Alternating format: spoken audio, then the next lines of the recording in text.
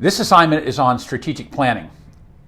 When we think about strategic planning, we think about why we need to think ahead and prepare for what's coming. And so as you work through this assignment, part of the goal is to help you think ahead and prepare for things that in the midst of planning a church, you might not have time to do, and it will help you plant the church in a more healthy way.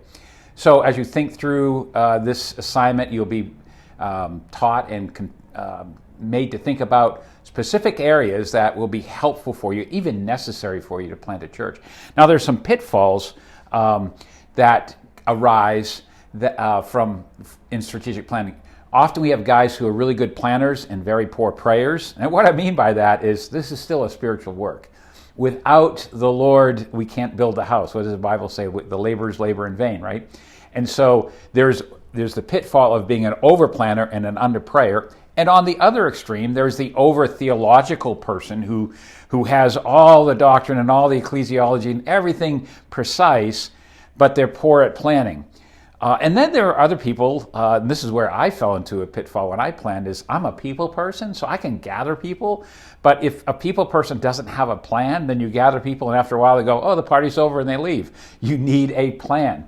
And so strategic planning helps in all this, in all these arenas. And so those pitfalls are areas that could be real to you. As you think about this, as you think about planting, here's sort of pre-strategic planning thought. Who's sending you? Like, do you have confirmation from a church that they think that God has called you and equipped you to plant? And then once you plant, who's advising you? Because one of the strategies will have to be, well, how to develop leaders, but that takes years. So who's going to advise you in the midst of planting? Those are questions that strategic planning helps you plan for or process through in planting a church. God uses all sorts of people to plant churches. There's not one particular type of person.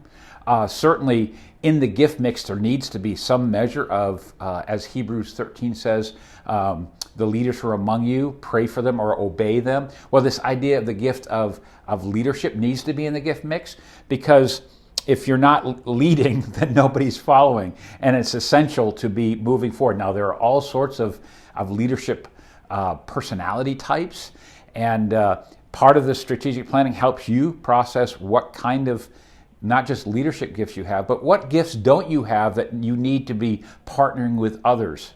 So as you go through this module, as you go through this assignment, be thinking about why is it good to plan, and what are your strengths in planning, and what are your weaknesses in planning. And as you work through this, I'm confident that with humility and with good input and good advisors, that the Lord will build his house.